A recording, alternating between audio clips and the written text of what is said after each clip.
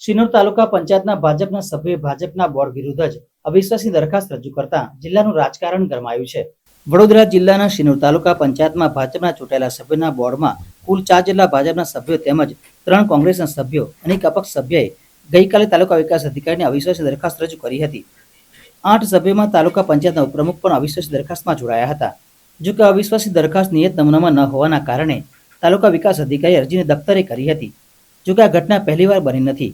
અગાઉ પણ પોતાનું ધાર્યું કરવા માટે ભાજપના બળવાખોર સભ્યોએ તાલુકા પંચાયતનું બોર્ડ ઉઠાવી દેવાની કોશિશ કરી હતી.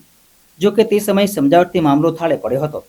આ વખતે રજૂ કરેલી અવિશ્વાસની દરખાસ્ત નમૂનામાં ન હોવા છતાં ફરીવાર દરખાસ્ત રજૂ કરવાની હિલચાલ બળવાખોર સભ્યોએ શરૂ કરી છે. ત્યારે શિનોર તાલુકા ભાજપ પ્રમુખ CM પટેલ સહિત શિનોર તાલુકા ભાજપના આગેવાન સચિન પટેલ દ્વારા જિલ્લા ભાજપ અધ્યક્ષ તેમજ સંગઠન પ્રભારી ગોરધન ઝડફિયાને બળવાખોર સભ્યોને પક્ષમાંથી કાયમી સસ્પેન્ડ કરવાની માંગણી સાથેનો પત્ર લખ્યો છે. શિનોર તાલુકા પંચાયતમાં સર્જાયેલા વિવાદને લઈને શિનોર તાલુકા ભાજપ પ્રમુખે સ્ફોટક નિવેદન કર્યા હતા.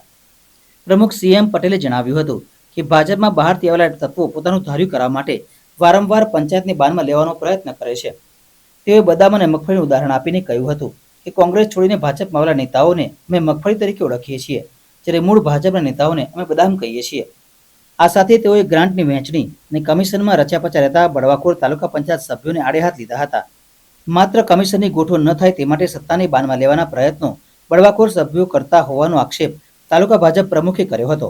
વડોદરા જિલ્લા સહકારી સંઘમાં આજે પ્રમુખ, ઉપપ્રમુખ, માનદ મંત્રી અને સહમંત્રીની 12 વાગે ચૂંટણી હતી, પણ ચૂંટણી અધિકારી શ્રી અને ડેપ્યુટી કલેક્ટર સાહેબે વહીવટી કારણોસર મુલતવી રાખેલ છે. હવે પછી ફરી તારીખ આપશે ત્યારે આ ચૂંટણીની પ્રક્રિયા થશે. કોઈ બીજું સ્પેસિફિક નથી, વહીવટી કારણોસર પત્રમાં લખેલ છે.